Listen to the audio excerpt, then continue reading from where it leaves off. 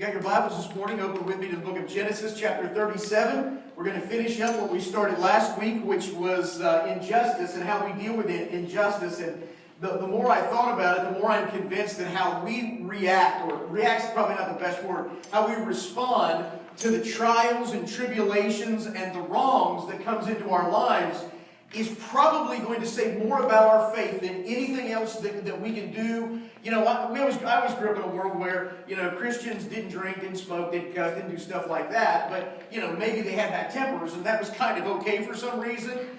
So as I thought about how we react or how we respond to our world, I'm convinced that we really need to be careful about how we display our emotions in the world we live in.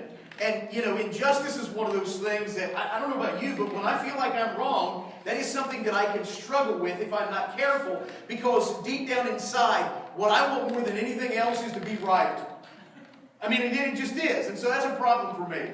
And some people will struggle with that their whole lives. As a matter of fact, have you ever known somebody who maybe harbors a grudge that's like 20 years old, and they think about it, and they stew on it, they dwell on it, and it just creates bad stuff in their lives. And so there's a danger for us as Christians to be consumed by that kind of frustration. As a matter of fact, you know, y'all know, grew up in the 80s, which I still say is the greatest decade in the history of the world. And it was. Clothes were cool. Music was great. As a matter of fact, I got my yearbook out the other day to look somebody I ran into. I thought, I know that person. And I saw a picture of Tammy. So girls, you ever seen your mom's yearbooks? We dug it out one day. Okay. Dad always says, he's the best looking boy in Village. Hey, if you can't brag on, you got to brag on yourself, or everybody else will, right?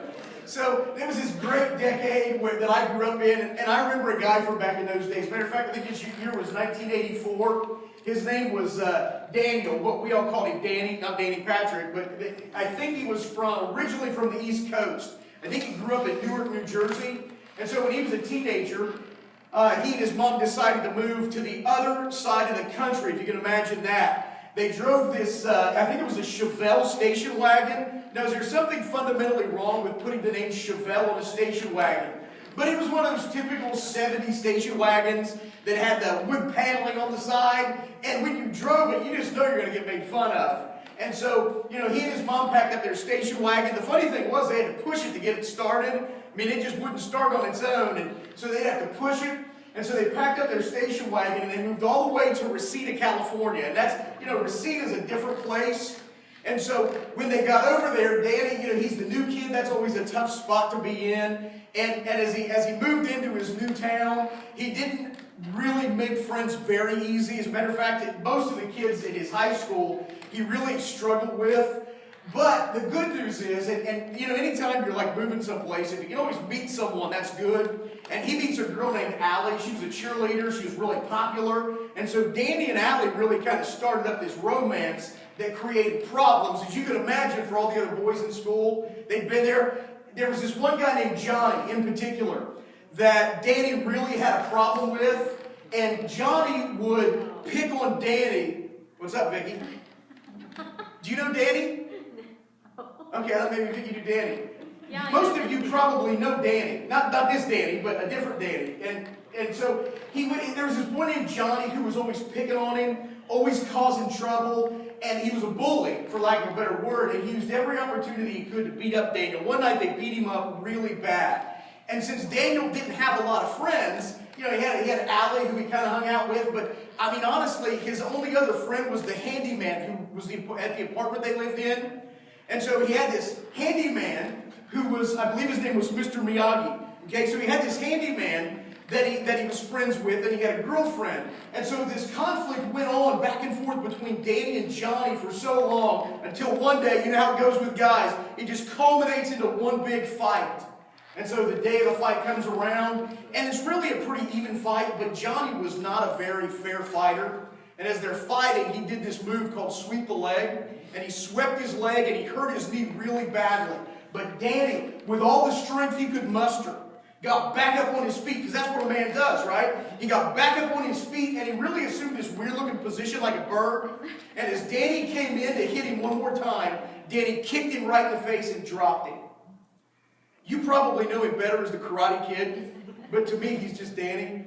Now you would think, okay, that's high school, those are bygones, right? Would you be surprised if I would tell you that 36 years later, this is true, 36 years later, Daniel and Johnny are still fighting. Did you know that? Is that not unbelievable? So, look, I'm telling you that even in the fictitious world of the Karate Kid, wrongs that have happened over 30 years ago are still dealt with today. And that is a problem. Now look, that's a funny story. I think most of you probably got it at this point. But the reality is, that's probably a reflection of the things that go on in our lives. How we deal with wrongs that affect us, and we harbor them, and we, rather than let them go, we begin to dwell on them, and they become dangerous for us. So, as we talk about injustice, we're going to do it from chapter 37 of Genesis. And so, what I said last week as we ended up is that, we as Christians, we're never to repay evil for evil. Isn't that right? We're to repay evil with good. And most of you looked at me through your face mask and said, I don't get that, I don't understand that. I don't know how in the world you can expect me to be the kind of person who accepts injustice. Because we don't live in a world that accepts injustice. We live in a world where when there's an injustice, we do whatever we can to right that wrong. And yet you're saying that we're supposed to accept injustice and we're not to pay someone back who's done us wrong. No, I'm not saying that. Just to be clear, I'm not saying that. What I am saying, the Bible says that. Okay? That's where we differ. This is not my concept. This is what the Bible says. So we know that we're never to repay evil for evil, but what are we supposed to do instead? We repay evil with what? Good. So you get the idea. Now, you're probably thinking, that's the craziest thing I've ever heard. It is not normal, nor is it natural for me to repay evil with good. How in the world can someone find the ability, how can someone get in the mindset that they are willing to overlook their injustices and repay someone who's done them wrong by good? Here's how we do it. We understand, or we should understand, that in all things, God works together for good to those who love Him and are called according to His purpose. So if we are willing to give God space to work, God is going to do what He needs to do. And ultimately, that will affect us in a very personal and private way. Bow your heads with me this morning. And Father, we pause again in your presence to thank you for this day. We want to thank you for your word and for the truth that is contained in your word. We want to ask that you would have your way this morning in our hearts and our lives. And Father, we all know we need transformation. It's not that we've not experienced it, but sometimes in our spiritual lives, we forget that transformation is an ongoing process that's designed to always bring about change in my life so that I can be different tomorrow than I am today. And I can be different the day after that than I am the day before. Transformation is an ongoing process whereby you shape us into the image of your Son, Jesus Christ. And my prayer is, Father, that you would work in our hearts and our lives to accomplish exactly that this morning. And that you would have your way in our hearts so that as we deal with injustice, we have the grace to say, I forgive you the way God forgive me. Have your way in all we do. In Jesus' name we pray. Amen. So in Genesis 37, everybody knows Joseph, right? And everybody knows Joseph's story. Joseph is the favorite son of the favorite wife. He's the younger brother, and he's just apparently a problematic kid to hang out with. Doesn't seem like his older brothers really want to be around him. Joseph has a propensity to have really weird dreams. Okay? And not just have really weird dreams, but then he feels the need to tell everybody what his dream was about. And so on one particular occasion, Joseph had a dream that he and his brothers were out in the field and they were gathering wheat. And as they put the wheat into sheaves, you all know what a wheat sheaf is, right? It's the stack of wheat, okay? It's tied together in a bundle. So as they were out gathering wheat, Joseph tells his brothers, hey, in my dream, we were all out gathering wheat, and as we put it into sheaves, your sheaves bowed down to mine because my sheaves stood up. And you know what older brothers think of younger brothers who say stuff like that? Yeah, you're going to get your butt kicked. I mean, that's what they think naturally, because that's just the way it is. Like, I'm an older brother, I've got a younger brother. Everybody knows younger brothers are just a pain to deal with sometimes. It's just the reality of life. And so these guys already got some tendencies where they're not going to get along. Now, keep in mind, they come from a family where brothers don't get along, don't they? Because last week when we talked about Jacob and Esau, We saw the animosity that existed between those two boys. We saw the rivalry that existed between them, and ultimately their resolution. So what you've got now in Israel's family is that same situation multiplied by 11 and eventually going to be 12. So you've got sibling rivalry at a level that for me is hard to understand because there's 12 boys. And look, when you've got 12 boys who probably are jockeying for who's the best at whatever they do, who can gather the most wheat, who can take care of the most sheep, or whatever it is that they did, you've got all the makings of a volatile situation. And I would well imagine that in these boys' lives, they had their share of fights, they had their share of arguments, they had their shares of, knock down, drag out, last man standing wins. Unless it came to Joseph. And Joseph is a special case. And to top it all off, as if anybody needed any more evidence that Joseph is not the favorite, having weird dreams, his father makes him a multicolored coat. The coat of many colors. Not to be confused with the Dolly Parton song of the same name. Okay? So he's got this coat of many colors that his father gives him. And it's a really cool coat apparently, and everybody wants that kind of coat. And so his brothers are envious. As a matter of fact, when you read through, what they had to say about him, it said his brothers never spoke kindly to him. It says they hated him. That's a strong word. They hated him, and they never spoke kindly to him. So in the rare event that they talked to Joseph, you know what they were saying? Just mean things.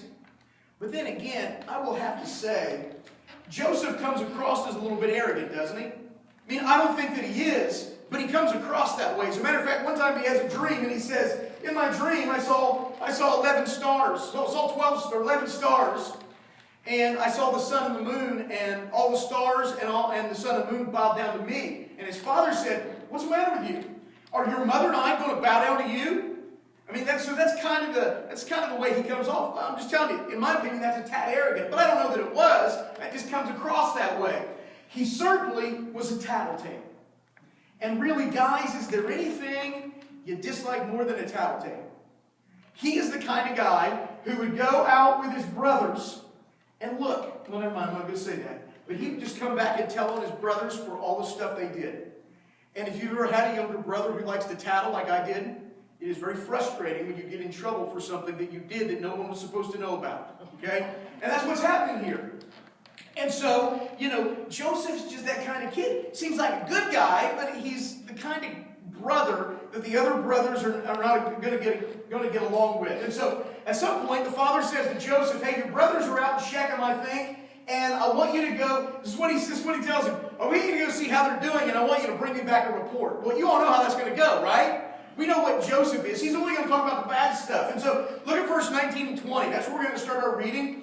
So it says, his brothers see him in the distance. Okay? So they see him coming afar off. He's not exactly sure where they are, but they saw him in the distance, and I like what they say. Okay? Well, verse 18 says, look, this is what they say. Here comes this dreamer. And that's not a nice term that they're using. Here comes this dreamer.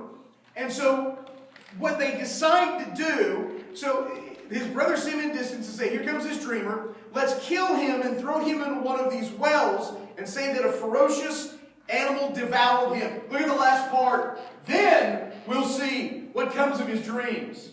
Now, as disturbing as what this is, I kind of get that. Mitch, do you get that?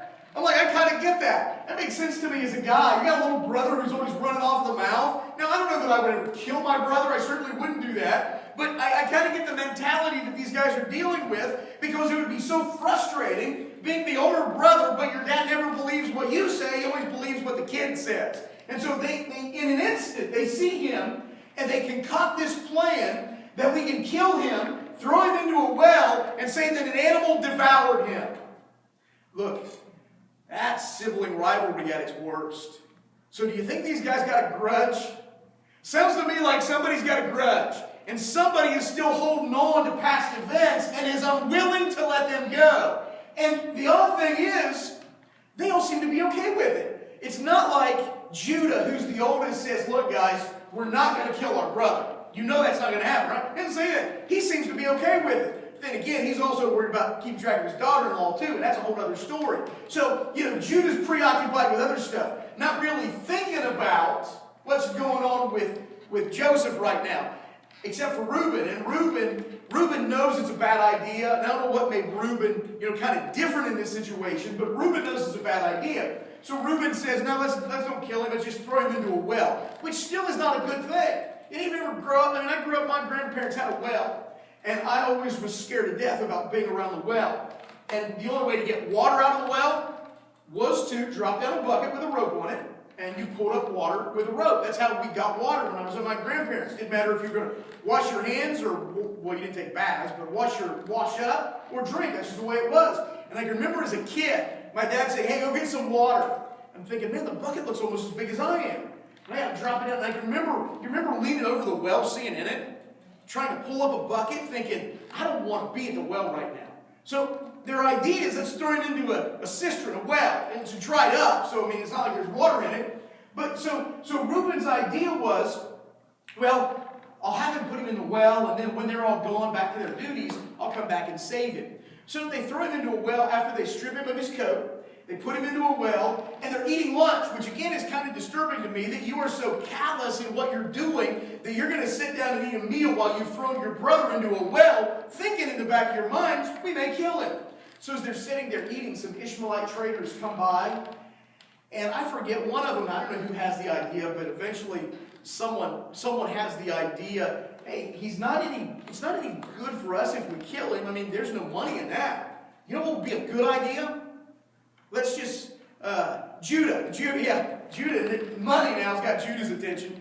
And so Judah says to his brothers, well, why don't we just sell him to the Ishmaelites? Get some money out of him. And so they sold their brother, like a common slave, for 20 shekels of silver.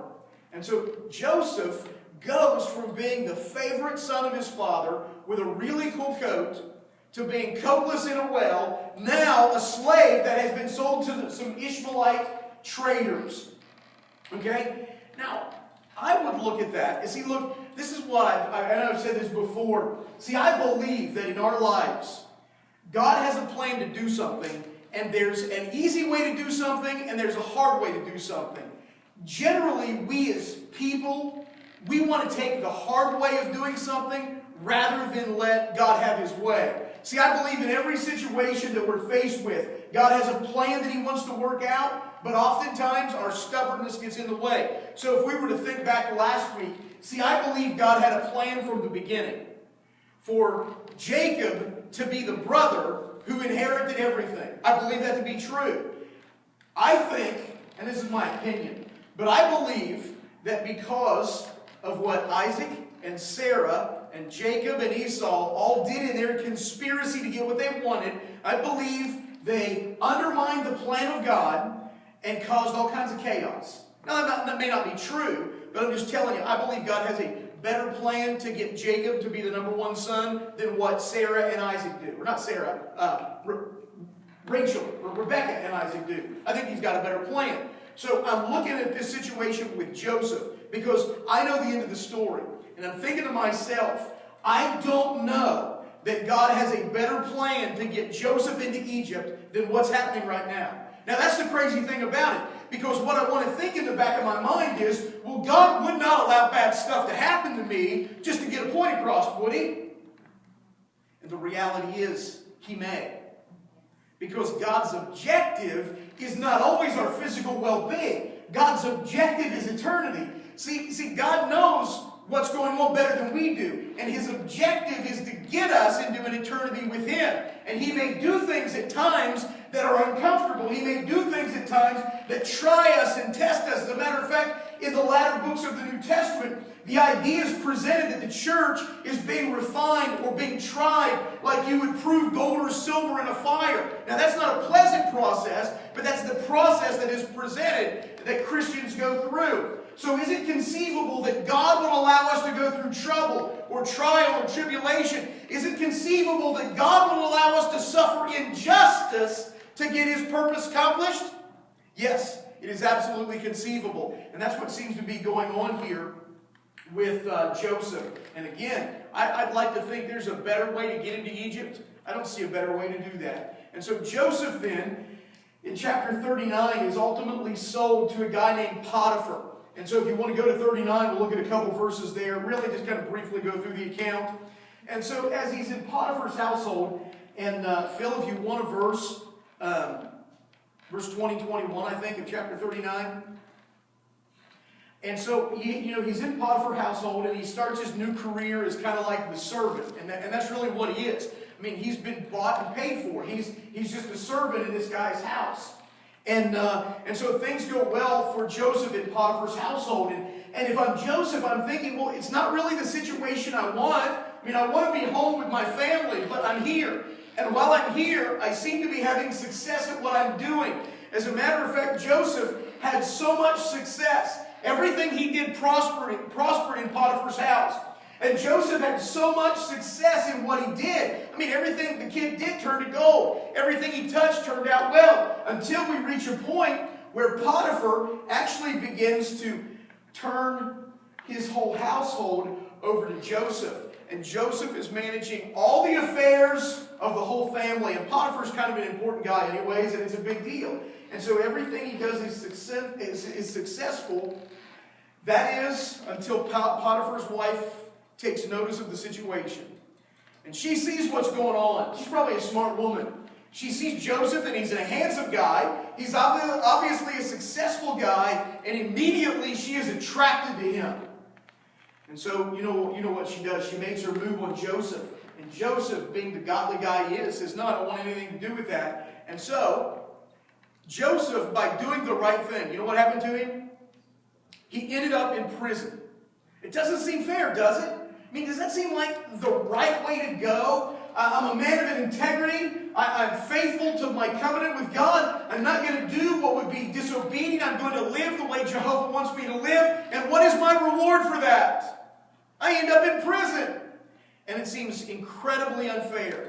And it seems incredibly, I don't know, in my mind, there's just something wrong with that picture that God's reward for somebody who is a man of integrity is punishment.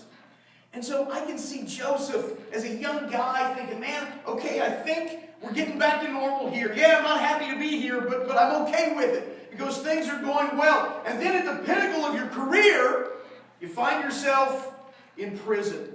But look, if you will, at verses 20 and 21. This is important. Okay, so Joseph's master took him and put him in prison, the place where the king's prisoners were confirmed. But while Joseph was there in prison, look at what it says. The Lord was with him. So I want you to understand, wherever Joseph is going, God is going to be there. Joseph has not been abandoned in the prison. He's certainly not alone in the prison. The Lord is right there with him. Not only was the Lord with him, but it says that the Lord showed him kindness and favor. He granted him favor in the eyes of the prison warden or the keeper of the jail. So God gives Joseph favor with the jailer. And in probably one of the oddest situations I can understand, Joseph starts running the jail. Now, again, it seems odd to me that you would put an inmate in charge of the jail. Roger, was there ever a time when you thought, maybe it'd be a good idea if we let the inmates kind of run things? Sure. I don't know. I don't get that. That's what's going on. I mean, Joseph is in charge of the prison, and I'm guessing he doesn't have the keys and stuff like that, but he is an administrator in the jail, in the prison area. And so the exact same thing that happened in Potiphar's household now begins to happen in jail. And the jailer recognizes, man, I got this guy Joseph, and everything's going great in the jail. There's no rioting. There's no hunger strikes. I don't know what else they do in jail besides that. But I mean, everything seems to be okay. Things seem to be going the way they're supposed to be. And man, this guy Joseph, he's really got it figured out. And so Joseph prospers in prison. Now the idea is incomprehensible to us, isn't it? The idea that you go to jail, and when you're in jail, you're as prosperous in jail as when you're out of jail doesn't sit well with us. Because we think, well, no, when you're in jail to be punished. Things aren't going to be good. Matter of fact, things are going to be really bad. And certainly, if you're in jail, it can't be the plan of God. But it is the plan of God. Let me just tell you, Joseph's not the only guy to go this route. in the New Testament, we know a guy by the name of Paul who went this exact same route, and he actually writes a letter to the Philippian church to say, he's in jail, sitting in a Roman jail, and he writes to the Philippian church, and actually says, I want you to know, brothers, that the things which have happened to me have actually served to further the gospel. Now see, that doesn't make sense. Paul's an evangelist. You know what an evangelist does? He goes out and he preaches. If you're in jail, chained to a guard, you can't really preach that much unless you're Paul. And then he knows there's a guard change 4 times a day. And every time there's a guard change, you know what Paul's doing? Paul's preaching to the praetorian about Jesus. And so here's a guy who sees his imprisonment not as a disadvantage, but as an opportunity to proclaim the good news, because that was the purpose God had for him. Now that's a different perspective than what most of us have, but that is the perspective that brings us to the point where we cannot repay evil with evil. Rather, we pay evil with good. And so Joseph is a prisoner, and again, things are going good in prison, but does anybody want to spend their time in prison? I don't. I'm not thinking I do anyways. And so Joseph is eventually brought from prison to interpret a dream. And so what we find out then a little bit later on, and Phil, we're going to chapter 45, and we're going to start in verse 2, I believe, here in just a minute. So Joseph is eventually brought out of the prison. Pharaoh has a dream, and somebody remembers, oh, there's this guy named Joseph, I think he can interpret it for you. And so when Joseph interprets the dream for Pharaoh, well, suddenly he goes, and again, this is such a strange system to me. He goes from being in jail to like a royal official.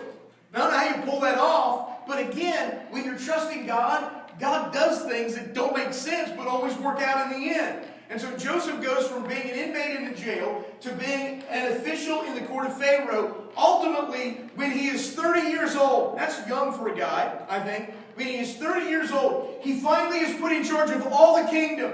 And he is accountable to no one except for Pharaoh himself. That's an incredible move. And so it's during that time in his 30s, early 30s, that Joseph, knowing there are going to be 7 years of plenty and 7 years of famine, puts together an administrative plan where Egypt and all the lands around are going to be fed in 7 years of famine. Now, if you think about what it would take to pull that off back in that day and age, with no modern refrigeration or storage methods, Joseph puts together a plan where he is going to care for the kingdom and the surrounding nations for 7 years. And it is that famine that ultimately brings about this long-awaited reunion that Joseph has with his brothers. And so that occurs in chapter 45, so if you want to flip over there. And so verse 1 says, there was still famine in the land. Did I say chapter 45, Phil? Yep, I think it's 44. Maybe. My notes may be wrong. I'm looking for the verse where it says, then Joseph could no longer control himself. Oh, that's it. Verse 1. Yeah. So then Joseph could no longer control himself before his brothers, or before his attendants, and he cried out, have everyone leave my presence. So here Joseph is revealing himself for the first time to his brothers. Now there's been a lot go on in this intervening time. I think Joseph kind of messed with his brothers a little bit. But knowing the way he was as a kid, it kind of makes sense to me. And so he now has got his brothers, and they're all together. And so this is the reunion he's been waiting for. The other 10, probably not so much. But Joseph has been waiting for this moment for a long time. Now keep in mind, everywhere Joseph's been, he's been stripped of his coat. He's been thrown in a pit. He's been sold as a slave. He ended up getting a pretty good job, if you want to call it that, in Potiphar's household, only to lose that and end up in prison. Now he's gone from prison to being the head man in all of Egypt, except for Pharaoh. So he's done a lot in this time period. And would you say there have been ups and downs? I would say so. I'll be honest with you. The way I look at things, he's had a lot more downs than he's had ups. Because I don't want to go to prison to get anything ever. Okay? Except maybe punished. And I don't even want to do that if I can avoid it. And so he's had some downs, even though he's had a few ups. And so he now, for the first time, gets to confront the brothers who orchestrated his demise. And I look at this and I think, man, I wonder what I would do and I wonder what I would say. Because here's the reality. Right now, Joseph is the man for all purposes. Their lives they hang in his hand. If Joseph gives the word like that, they'll all be put to death. They don't even know who he is. They just know that there's trouble brewing. And so Joseph is meeting with his brothers for the first time. And it says then, Joseph could no longer control himself before all his attendants, and he cried out, "Have everyone leave my presence." And I think if I'm a brother, I'm like, I don't know what's going on with this guy. I'm scared right now. I mean, what we know is that our youngest brother stole a silver cup, I think. So we know this is probably going to go bad. And so there was no one with Joseph. When he made himself known to his brothers. Look at what he does next. And it says he wept so loudly that the Egyptians heard him. Now that probably is a sight of Joseph no one in the kingdom's ever seen before. Here's a guy who is, I don't know if he's happy. I don't know if he's sad. I don't know what the emotion is, because I can't put myself in that position. What I know is that Joseph is so overcome with emotion that he weeps so loudly. I mean, think about it. Everyone in Pharaoh's household hears about it. I don't know what's going on in there, but man, Joseph, the man, he's crying. And he's not crying, he's sobbing, and there's probably spit coming out of his mouth and snot coming out of his nose. And he's just weeping before his brothers. And this is what he says to them. And let's see, in verse 3, Joseph said to his brothers, "I am Joseph. Is my father still living?" And you know what his brothers say? Absolutely nothing.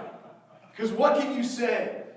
And even if you could think of something to say, can you even get the words to come out of your mouth? Because this is the brother that you told your dad. And this is, when they went back, we didn't talk about that, but so when they sold Joseph, Reuben comes back and Reuben's upset. And he's like, "Where's Joseph?" And he's like, "Hey, we sold him. It's been 20 bucks off the guy. Not too bad." And so this is their plan. They take his coat and they kill a goat. And they put blood on it. And this is what they say to their father when they get home. "We found this coat. Do you know if it's Joseph's?" I mean, that's really what they say. And Israel assumes from that a wild animal has torn him and that he's lost his favorite son forever. So the guys who now have orchestrated this whole event, standing before the brother they never believed they'd see again. Speechless is exactly the right word to use. Because when he said, "I'm your brother, is my father still living?" Verse 4 says, the next part says, "But his brothers weren't able to answer him because they were terrified at his presence." Yeah, brother, you better believe you would be. Because this is, like I said before, Joseph is the man. This is what he says after that. "Then Joseph said to his brothers, 'Come close to me.' When they had done so, he said, 'I am your brother Joseph, the one you sold into Egypt.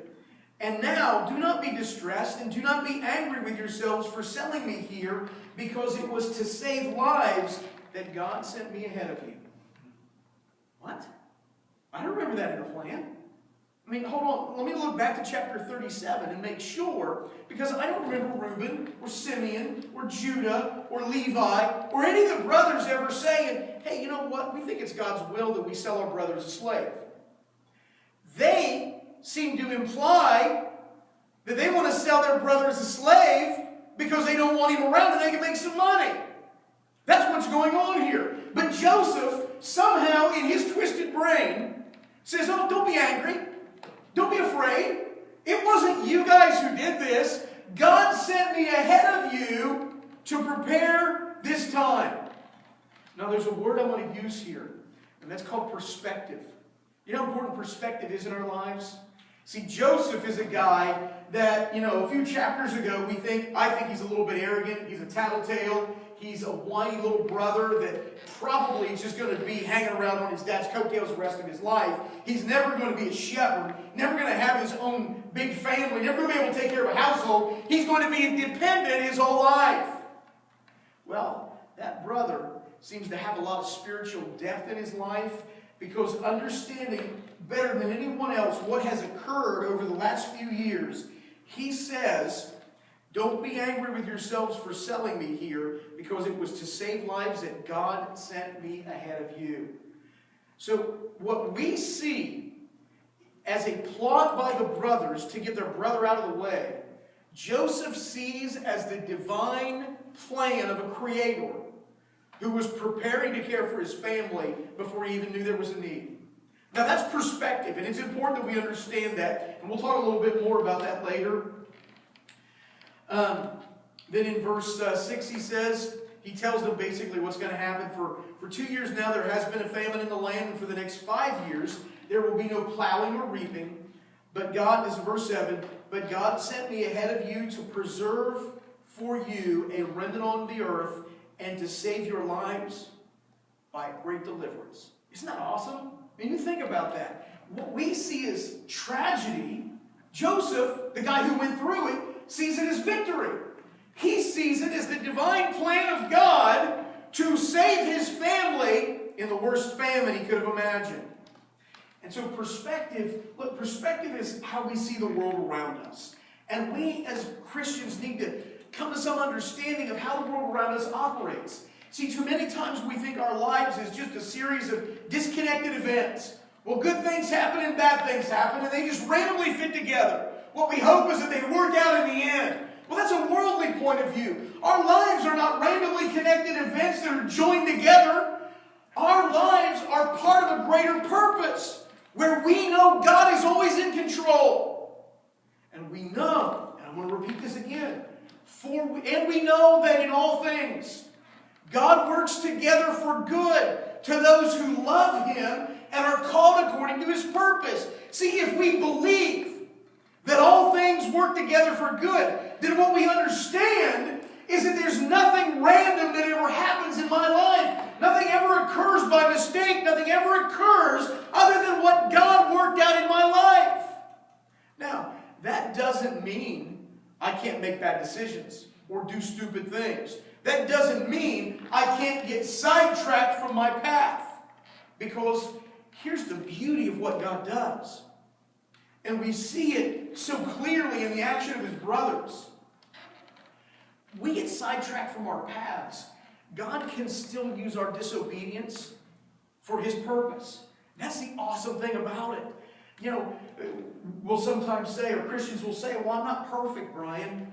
No one says that to me, but I mean, someone could say that. And that's true, right? I mean, we're not perfect people. We're flawed people who are prone to human frailty and mistakes. Sometimes as Christians, we get off course. Sometimes as Christians, we're disobedient. Sometimes as Christians, we lose sight of where God is in the big picture of our lives, and we stray. But God uses all things for His own end. And while His brothers concocted a plan that they thought was going to get Joseph out of the way, God used their actions to bring about a great deliverance. Or at least that's the way Joseph sees it.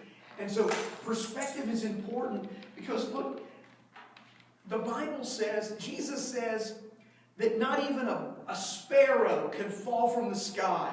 That God doesn't know about it. I mean, really, birds, does anybody really think about birds very much? I mean, other than have your chicken for supper, but generally birds fly all around. We don't think about birds.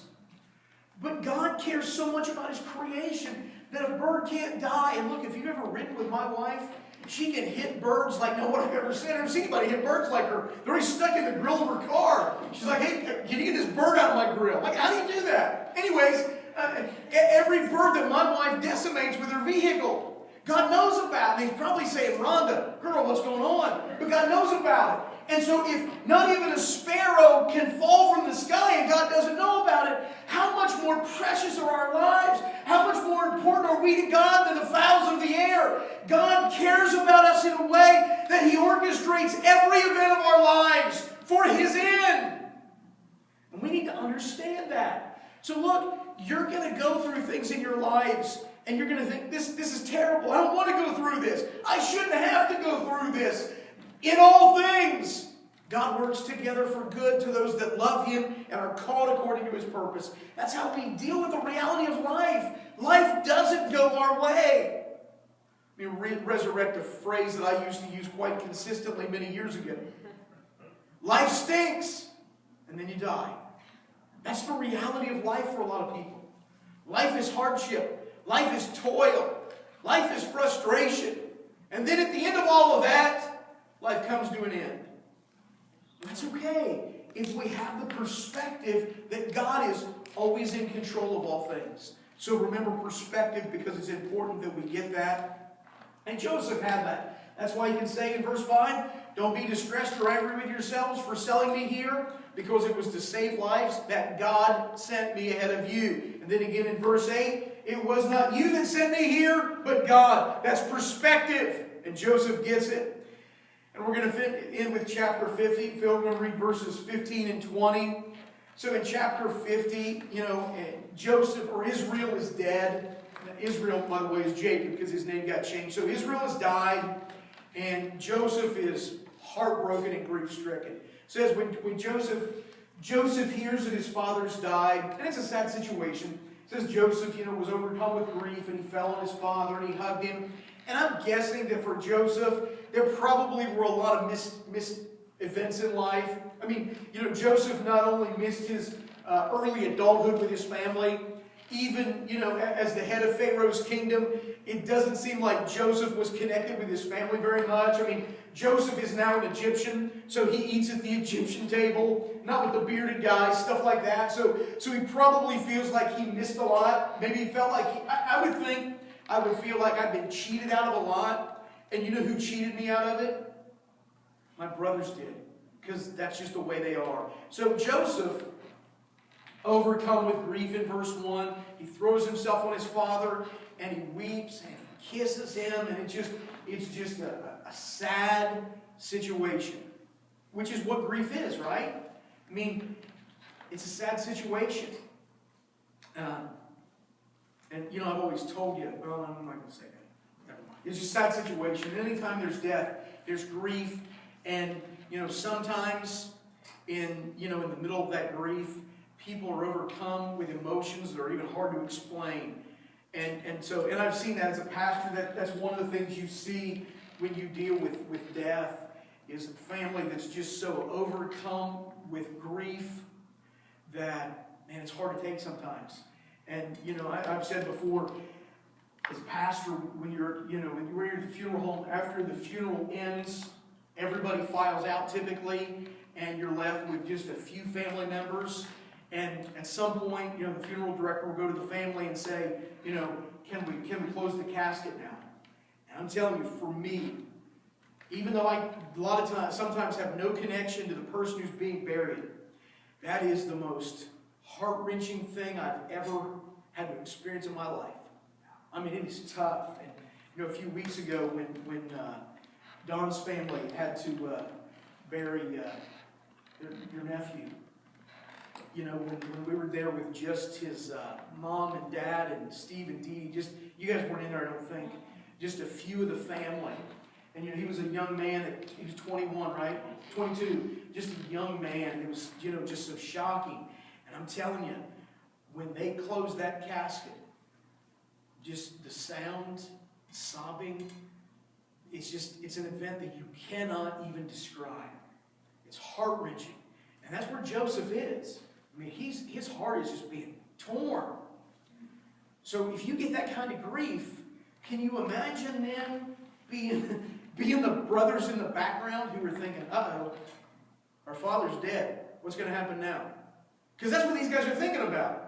They're not thinking about, our dad's dead, we got to bury him. They're not thinking about, how are we going to deal with this now? You know what they're thinking about? While their dad has dead and their brother is laying on him, weeping and kissing him. You know what they're thinking about?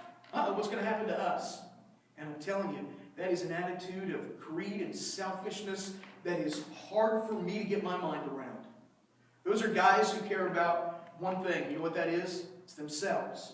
It's all they think about. That's all they care about. And so while Joseph is mourning his father, just distraught over everything that's happened, his brothers are in the background concocting a plan to look out for themselves. And so they come up with a lie. You would think, after all these years, these guys would be have a little more integrity than what they've got, but they don't. And so they concoct a lie, and they go to Joseph and say, hey, our father told us to tell you, you got to promise not to hurt us after he dies. And it's a fabrication, it's a lie, but that's what they do because they're so concerned about themselves, they don't care about anyone else.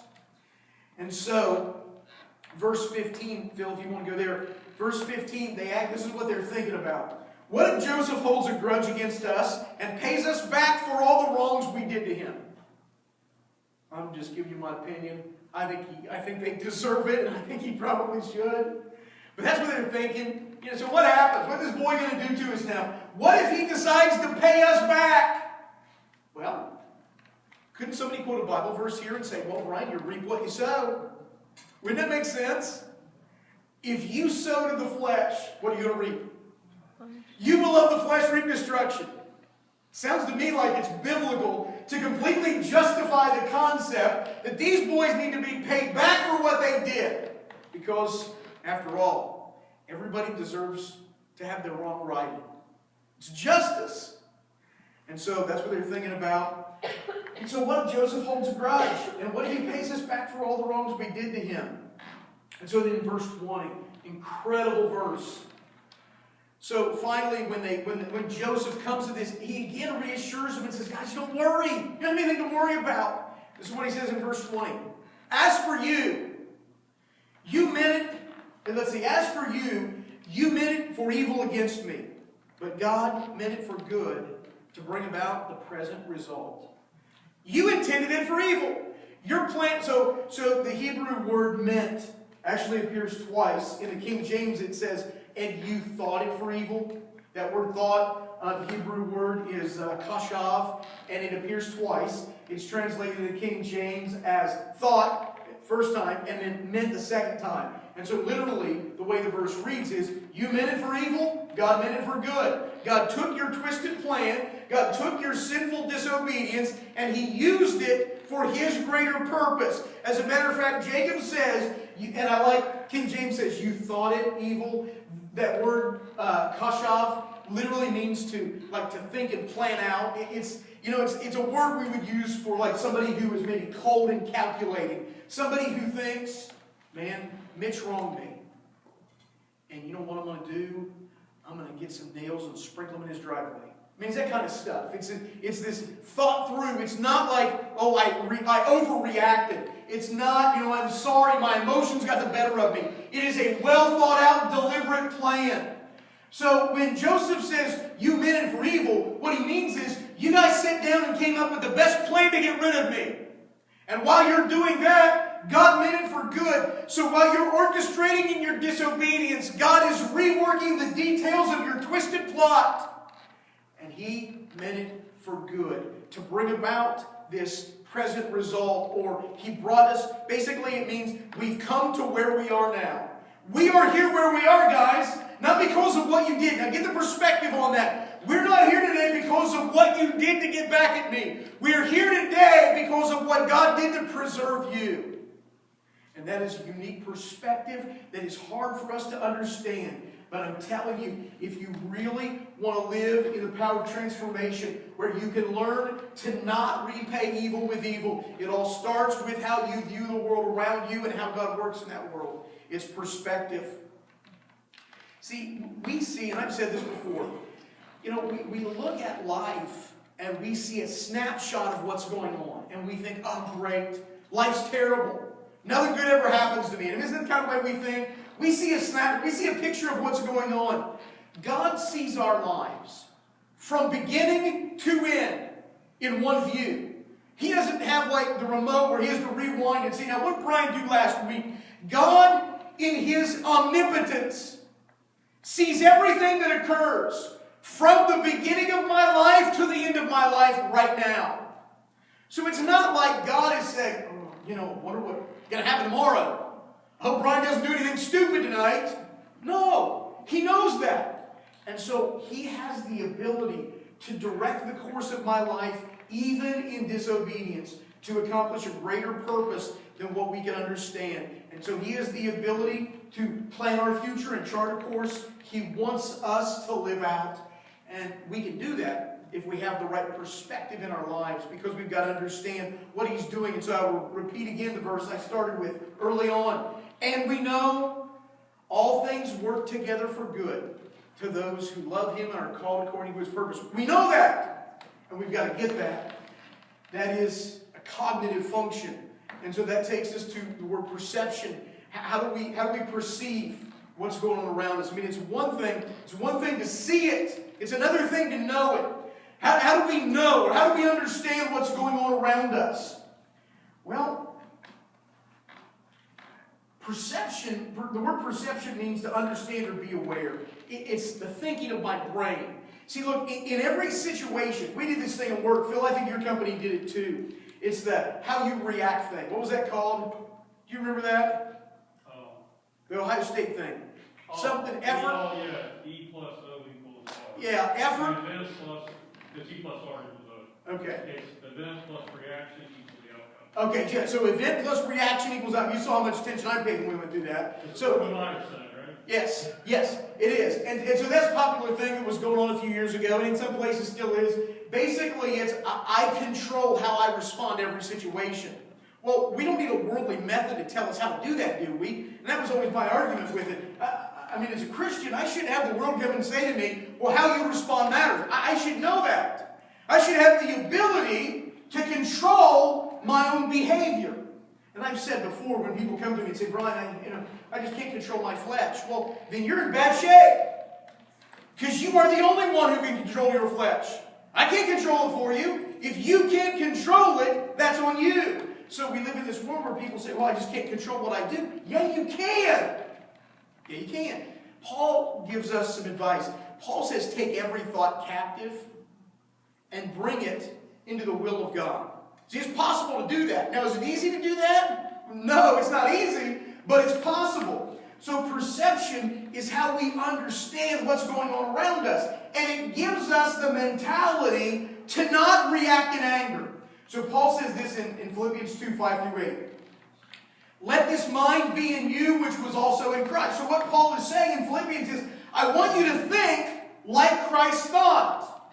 Let this mind be in you, which was also in Christ Jesus. Well, how did Jesus think? Well, Paul says in verse 6, who being in the form of God, thought it not robbery to be equal with God, but he made himself of no reputation, and took upon him the form of a servant, and was made in the likeness of men, and being found in fashion as a man, he humbled himself and became obedient unto death, even the death on the cross. So what we need to do, if we're going to have the right perspective about life, we need to then think about how life is going to occur. And the way we think about what goes on in our life is with the mind of Jesus. And the mind of Jesus literally says, I'm willing to step out of eternity and take on flesh. I'm willing to be obedient to my Father, even if it means death. And I will go to Calvary and die on a cross. That's the mind of Jesus. So look, if you have the mind of Jesus, when your brother wrongs you, what ought your response to be? What ought your response to be? What ought your response be? Should it be, well, don't worry, you'll get yours? No, that is not the right response. Should it be, I love you so much, I'm willing to forgive the wrong? What should it be, A or B? Come on, somebody say it. A or B? B. Who can do B? Yeah, that's what I thought. Because isn't A a lot easier? It is to me sometimes. And so we need to develop this mentality. We need to develop the mind of Christ. That's what Paul says. And look, I read, 4 verses in that chapter. Paul actually uses that same phrase, let this mind be in you, twice, in conjunction with, if you are risen with Christ, set your affections on things above. So the whole idea Paul conveys in 2 Philippians in the first 8 verses is that you are to think about the things of God and you're to be affectionate towards the things of God. And I would suggest to you then that if your mind is preoccupied with the things of God, it is easier to react in love than it is not having your mind on the things of God. So our perception of the world around us is important, and we're going to end with this, I think, and that's the practical aspect of it. How do I put this into practice? Because is it practical for you? Is it practical for me to live in a world where I can be wronged by my brother or some stranger and not repay evil with evil? The answer is yes. And to substantiate that, what I'm going to say is that Jesus said in Matthew 5, I say unto you, love your what? Well, no, not neighbor. There's something else.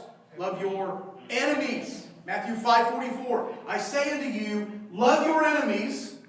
He goes on to say, do good to them that hate you, and pray for them that despitefully use you. Now, there's a category of people in there that I'm just going to naturally struggle with. I'm probably going to struggle with how I react to my enemy.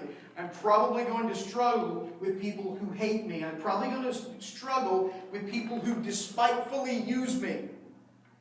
But Jesus says, love your enemies. So is it practical? Well, apparently it is. Because Jesus doesn't say, hey, you should try to love your enemies. Jesus says, love your enemies. And to make the point even more serious, he doesn't say, love your enemies as best you can. He says, love your enemies, pray for those that despitefully use you, and do good to those who hate you. That requires a transformed mind that is fixated on the things of God, not the things of the world. And that's the only way in which we accomplish that. I found a great quote that I want to read from Martin Luther King Jr. He actually preached this at Dexter Avenue Baptist Church on 17th November 1957. I'll be honest with you. There's some times I wish I could go back and hear some of those sermons at Dexter Avenue. I think that would have been a place I would like to go to church. And you all know the struggle that Martin Luther King Jr. was fighting in 1957. It was the civil rights issue. And you know, well, for most of us know, we know what it was like in the South in the 40s and 50s and 60s when civil rights was still an issue. I remember my dad talking about when he graduated from high school in 1960, he immediately went into the Navy. And he was stationed in Annapolis, which was a southern state. And he said, I never forget the first time, because he's from Pike County. He said, I'll never forget the first time I went to a restaurant and saw a bathroom that said colored and white. So he didn't say men and women like we're used to. He said, I remember the first time I was on a Navy base. This is a Navy base. And there was a colored-only drinking fountain. That's the world that some people lived in. Martin Luther King Jr. lived in that world. And so on 17th of November 1957, this is an excerpt from a sermon he preached on Matthew chapter 5, verse 44. This is what he says. Now think about who sang it and the time in which he sang it and who he sang it to. Black church. Certainly these are great words. Words lifted to cosmic proportions. And over the centuries, many persons have argued this is an extremely difficult command. Many would go so far as to say it just isn't possible to move out into the actual practice of this glorious command. We get that, right? It just seems impractical. This is what he goes on to say. The words of this text glitter in our eyes with a new urgency. Now let me hasten to say that Jesus was very serious when he gave this command. He wasn't playing. He realized that it's hard to love your enemies. He realized that it's difficult to love those persons who seek to defeat you. Those persons who say evil things about you. He realized that it was painfully hard, pressingly hard. And we cannot dismiss this passage as just another example of Oriental hyperbole. Just a sort of exaggeration to get the point across. This is the basic philosophy of all that we hear coming from the lips of our Master. We have the Christian and moral responsibility to seek to discover the meaning of these words and discover how we can live out this command and why we should live out this command. Now first let us deal with this question, which is the practical question.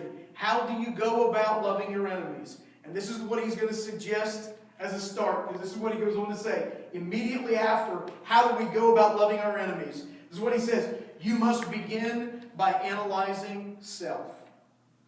And think about that for just a minute. How do you start to love your enemies? In every normal brain here today, the way you start to love your enemy is when your enemy understands what he did wrong and changes his behavior, right? No. The way you love your enemy is by looking inside yourself to decide whether or not you want to love your enemy. He will go on to say, as soon as I find my place. And I'm sure that seems strange to you, that I start out telling you this morning that you love your enemies by beginning with a look at self. It seems to me that this is the first and foremost way to come to an adequate discovery of the how of this situation. And that how is, how do we do it? Then goes on to say, We must discover the power of love, the redemptive power of love. And we discover that, we will be able to make of this old world a new world. We will be able to make men better. Love is the only way. Let us join together in a great fellowship of love and bow down at the feet of Jesus. Isn't that incredible? You all know Martin Luther King Jr. went to jail for what he did. He was beaten for what he did. He was publicly ridiculed and mocked and humiliated. He was treated lesser than a human being. That was the fight he was up against. You know what he says to his congregation? Love your enemies in a practical way. See, it's possible that we can do it. We just have to want to do it. So I'll end with this. In 1 Corinthians chapter 6, there was a problem in the Corinthian church. There are lots of problems in that church, but the problem Paul deals with there is this problem of conflicts and resolution in the church. And one of the things that is going on is when there are controversies between two brothers, what they would do is they would go to the civilian courts and they would have their matters settled in a very public way. And Paul writes to the Corinthian church and says, what's the matter with you guys? You are airing out your dirty laundry for everyone to see. Don't you know that we're going to judge angels? Why don't you keep that stuff inside the church? And so as he tells them what they ought and ought not do, Paul, if you want to bring up verse 7, because that's what I'm going to read, or Paul. Did I just call you Paul? And the thing I wasn't thinking your brother Paul, I was actually thinking the Apostle Paul. I answer both. No. So as he goes through and says, look, you're making us all look bad. You're fighting with each other, and you're selfish, and you're greedy, and you're causing problems. And so this is what he says. Why do you not just accept the injustice and leave it at that? Why not let yourselves be cheated? King James says, now therefore there is utterly a fault among you, because you go to the law one with another. Why do you not rather take wrong? Why do you not rather suffer yourselves to be defrauded? You see what the point he's making there? Why can't you just deal with the fact that you've been wronged? Because we don't want to. Isn't that what it boils down to? I don't want to be wronged. Mitch, do you ever want to be wronged? I don't want to be wronged. When I'm wronged, something needs to be made right. Well, you know whose problem that is? My problem. The reality is, we can deal with injustice better than the way we deal with it now. We just don't want to deal with it differently than we do now.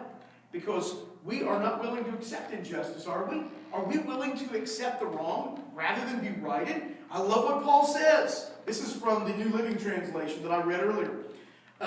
Why not just accept the injustice and leave it at that? That's a question. Why not? I mean, why not? Is there anything preventing us from accepting injustice and leaving it at that? The only thing that keeps us from accepting injustice is right inside of here. It's us.